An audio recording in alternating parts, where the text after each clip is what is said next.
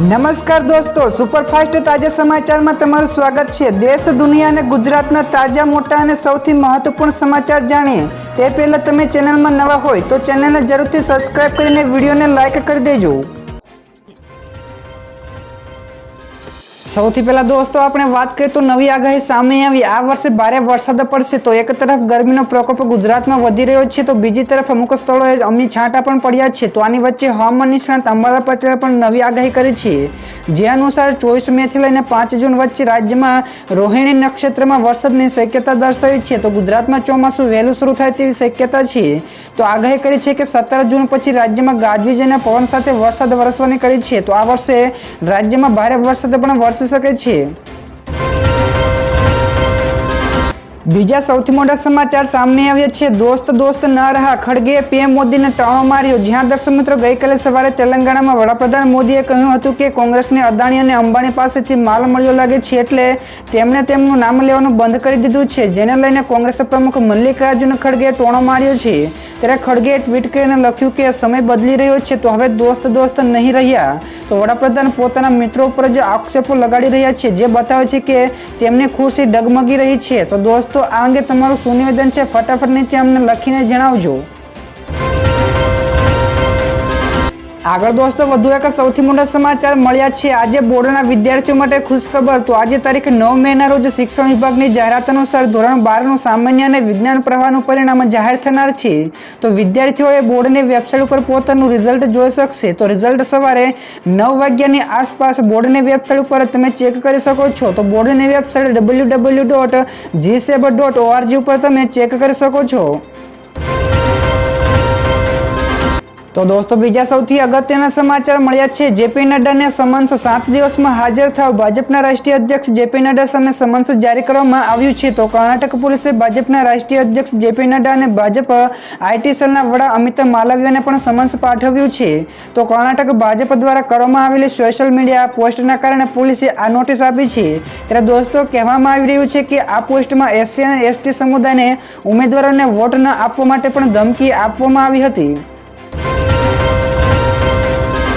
તો દોસ્તો ફટાફટ આગળના બીજા સૌથી મોટા સમાચાર સામે આવ્યા છે। મતદાન બાદ રૂપાલાનું મોટું નિવેદન। તો લોકસભાની ચૂંટણીના મતદાન પછી સવારે પરસોત્તમ રૂપાલાએ ફરી એકવાર ક્ષત્રિય સમાજની માફી માંગી છે। ત્યારે પ્રેસ કોન્ફરન્સમાં રૂપાલાએ કહ્યું કે સમગ્ર ક્ષત્રિય સમાજની માફી માંગુ છું।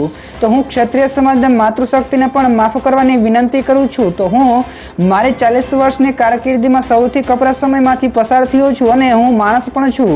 તો માણસ માત્ર ભૂલને પાત્ર હોય છે। તો આ સિવાય તેમણે કહ્યું કે મારી ભૂલ થી પક્ષને પણ સહન કરવું પડ્યું તે પીડાદાયક છે।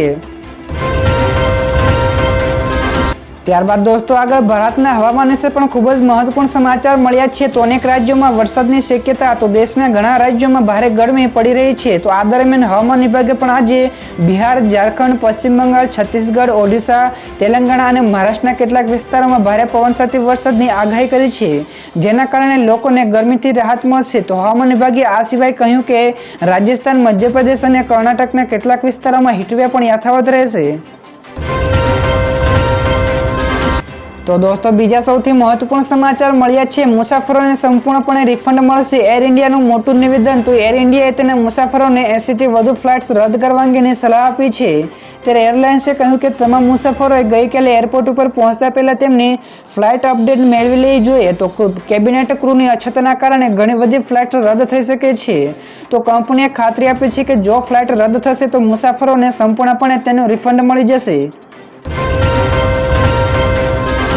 ત્યારબાદ આગળ દોસ્તો વધુ એક સૌથી મહત્વપૂર્ણ સમાચાર મળ્યા છે। સોના ચાંદીના ભાવમાં ઉછાળો આવ્યો। તો દિવસે ને દિવસે સોનાની ચમક મોંઘી થાય છે। તો ગઈકાલે રોજ સોની બજાર ખુલ્યા બાદ સોના ચાંદીના ભાવમાં વધારો જોવા મળ્યો, જેમાં સોનું 10 રૂપિયા પ્રતિ 10 ગ્રામે મોંઘું થતાં 24 કેરેટ સોનું રૂપિયા 72,390 પહોંચ્યું, જ્યારે ચાંદીના ભાવમાં 100 રૂપિયા પ્રતિ કિલોએ વધારો થતાં ચાંદી રૂપિયા 85,100 પ્રતિ કિલોગ્રામે ભાવે વેપાર કરી રહ્યું છે। તો અમદાવાદ, વડોદરામાં 22 કેરેટ 10 ગ્રામનું સોનું 66,410, જ્યારે 24 કેરેટ સોનું રૂપિયા 72,390 પર વેપાર થઈ રહ્યો છે। તો દોસ્તો ઝડપથી આગળના બીજા સૌથી અગત્યના સમાચાર સામે આવ્યા છે. ગુજરાતીઓ હવે આ આગાહીને ધ્યાનમાં રાખજો. ગુજરાતમાં આવનારા 5 દિવસમાં ગરમીનો પારો વધશે તો 12 અને 13 મેના રોજ દિવસે સામાન્ય વરસાદ પણ પડી શકે છે. તો ઉત્તર ગુજરાત અને સૌરાષ્ટ્રમાં માવઠાની આગાહી છે, જ્યારે બનાસકાંઠા, સાબરકાંઠા, અરવલ્લી, અમરેલી અને રાજકોટમાં વરસાદની સંભાવનાઓ છે. તો બીજી તરફ ભાવનગર, દીવ, પોરબંદર અને સુરતમાં હીટવેવની આગાહી છે, જ્યારે આઈએમડી અનુસાર હીટવેવને લઈને મે એપ્રિલનો રેકોર્ડ પણ તોડવાની શક્યતા દર્શાવી છે. તો દોસ્તો બીજા સૌથી મોટા સમાચાર સામે આવ્યા છે. કોરોનાની રસીને લઈને મોટો નિર્ણય. તો બ્રિટિશ ફાર્માસ્યુટિકલ કંપની એસ્ટ્રાઝેનેકાએ પોતાની રસીને દુનિયાભરમાંથી પાછી ખેંચવાનો નિર્ણય કર્યો છે. તો થોડા સમય પહેલા કંપનીએ સ્વીકાર્યું હતું કે તેમની રસીના કારણે લોહી ગંઠાઈ જવા જેવી ગંભીર આડઅસરો થાય છે. તો ભારતમાં પણ આ રસી કોવિશિલ્ડ તરીકે બની, જ્યારે યુરોપ અને ઓસ્ટ્રેલિયામાં વેક્સઝાવિરિયા તરીકે આવી છે. તો કંપનીએ કહ્યું કે હવે માર્કેટમાં ઘણી અદ્યતન રસીઓ ઉપલબ્ધ છે, એટલે તેમણે આ નિર્ણય કર્યો છે. તો દોસ્તો ફટાફટ આગળના બીજા સૌથી મોટા સમાચાર મળ્યા છે. વિશ્વની સૌથી મોટી સહકારી સંસ્થાની ચૂંટણી. તો 9 મે એટલે કે આજે વિશ્વની સૌથી મોટી સહકારી સંસ્થા ઇફકોની ચૂંટણી યોજાનારી છે. તો પહેલીવાર ગુજરાતના એર ડાયરેક્ટર માટે 3 ઉમેદવારોએ ઉમેદવારી નોંધાવી છે, જ્યારે બોર્ડ ઓફ ડાયરેક્ટરની 21 બેઠકોમાંથી માત્ર ગુજરાતની બેઠકોમાં મેન્ડેટ જારી કરાયો છે. તો ગુજરાતનું પ્રતિનિધિત્વ મંડળ આજે દિલ્હી જશે. તો ઇફકોના ચેરમેન દિલીપ સંઘાણીનું જયેશ રાદડિયાને સમર્થન છે. તો ભાજપે પણ ગોતાના બીપીન પટેલનું મેન્ડેટ આપ્યું છે, જે બીજેપીના નજીકના છે. તો દોસ્તો ફટાફટ આગળના બીજા સૌથી મોટા સમાચાર મળ્યા છે. ક્ષત્રિય સમાજનો રૂપાલાને વળતો જવાબ. તો ગઈકાલે સવારે રૂપાલાએ ફરી એક વખત ક્ષત્રિય સમાજની માફી માંગી હતી, ત્યારે હવે ક્ષત્રિય સમાજ તરફથી તેમને વળતો જવાબ પણ આપવામાં આવ્યો છે. ત્યારે ક્ષત્રિય સમાજના દેવેન્દ્રસિંહ જાડેજા અને ભાર્ગવીબા ગોહિલે કહ્યું કે તેમણે આગળ કોઈ પણ પદ મેળવવું હશે એટલે ફરી માફી માંગી છે. તો આજના નિવેદન પરથી સ્પષ્ટ છે કે અત્યાર સુધી તેમણે માંગેલી માફી રાજકીય જ હતી, ત્યારે તેમણે અને તેમના અંગત સભ્યોએ ક્ષત્રિય સમાજને ઉશ્કેરવાના પણ અનેક પ્રયત્નો કર્યા હતા. તો દોસ્તો ત્યારબાદના બીજા સૌથી અગત્યના સમાચાર મળ્યા છે. તો ગઈકાલે ગીર સોમનાથમાં ભૂકંપના આંચકા આવ્યા. તો ગઈકાલે ગીર સોમનાથમાં ભૂકંપના આંચકા અનુભવાયા હતા. તો 4 મિનિટની અંદર ભૂકંપના 2 આંચકા આવતા લોકોમાં ભયભીત થયા હતા.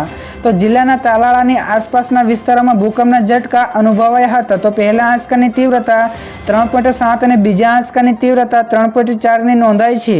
જોકે ભૂકંપનું હજુ સુધી કોઈ પ્રકારનું નુકસાનના સમાચાર મળ્યા નથી. ત્યાર પછી દોસ્તો આગળના બીજા સૌથી મહત્વપૂર્ણ સમાચાર શેર માર્કેટ વિશે પણ મળ્યા છે. તો ગઈકાલે ઘટાડા સાથે બંધ રહ્યું હતું શેર બજાર. તો સપ્તાહના ત્રીજા કારોબારી દિવસે એટલે કે ગઈકાલે શેર બજાર ઘટાડા સાથે બંધ થયું.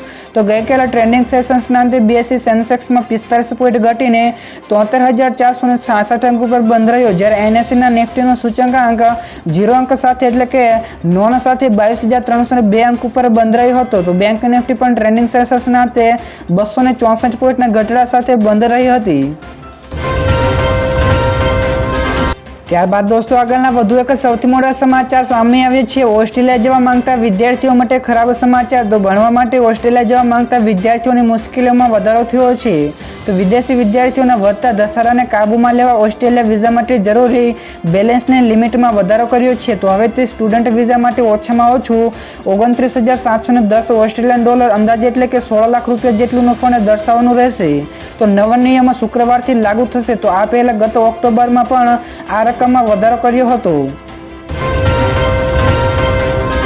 તો દોસ્તો ત્યારબાદના બીજા સૌથી મોટા સમાચાર મળી રહ્યા છે. કોંગ્રેસે 4 નેતાઓને 6 વર્ષ માટે સસ્પેન્ડ કર્યા. જ્યાં દર્શક મિત્રો લોકસભાની ચૂંટણીનો ત્રીજો તબક્કો પૂરો થયો તેના બીજા જ દિવસે કોંગ્રેસે મોટી કાર્યવાહી કરી છે. તો ઓલ ઇન્ડિયા કોંગ્રેસ સમિતિને દમણ દીવના 4 જેટલા નેતાઓને કોંગ્રેસ પાર્ટીમાંથી 6 વર્ષ માટે સસ્પેન્ડ કર્યા છે, જેમાં પાર્ટીનો વિરોધ કરવા બદલ ખુરશીદ માંજરા, નરસિંહ ચારણિયા, જીવાભાઈ નાથુ બારિયા અને જયંતિ ચારણિયાને સસ્પેન્ડ કરવામાં આવ્યા છે. ત્યાર પછી ફટાફટ દોસ્તો બીજા સૌથી મહત્વપૂર્ણ સમાચાર મળ્યા છે. અંબાજીમાં શરૂ થયો નિઃશુલ્ક નિદાન કેમ્પ. જ્યાં દર્શક મિત્રો આરોગ્ય સુખાકારીને લઈને સરકારે અંબાજી ખાતે એક સારું કદમ ઉઠાવ્યું છે. તો ગૃહમંત્રી હર્ષ સંઘવી અને શંકર ચૌધરીએ નિઃશુલ્ક રીતે નિદાન કેમ્પની મુલાકાત કરી છે. તેમણે મોબાઈલ ક્લિનિકનું પણ લોકાર્પણ કરીને આ સેવા ભાવનાઓને બિરદાવી છે. તો આ કેમ્પ થકી દરરોજ 2000 જેટલા લોકોની તપાસ મફતમાં કરવાની સાથોસાથ નિદાન પણ ફ્રીમાં કરાવ્યું છે. તો અમદાવાદની આરોગ્ય ટીમે પણ અહીં સેવા આપી હતી તો ગૃહમંત્રી આ સેવા કંપનીએ બિરદાવી હતી. તો ગૃહમંત્રી અંબાજી મંદિરમાં પણ શીશ ઝુકાવ્યું હતું. તો દોસ્તો ત્યારબાદના બીજા સૌથી મોટા સમાચાર મળ્યા છે. સુરતના મૌલવીનું પાકિસ્તાન કનેક્શન સામે આવ્યું. જ્યાં દર્શક મિત્રો હિન્દુ નેતાની હત્યા મામલે સોપારી આપવાના કેસમાં સુરતથી ધરપકડ કરાયેલા મૌલવીની તપાસમાં ચોંકાવનારા ખુલાસા થયા છે. તો NIA IB ATS દ્વારા થયેલી પૂછપરછમાં મૌલવીનું પાકિસ્તાન કનેક્શન સામે આવ્યું છે.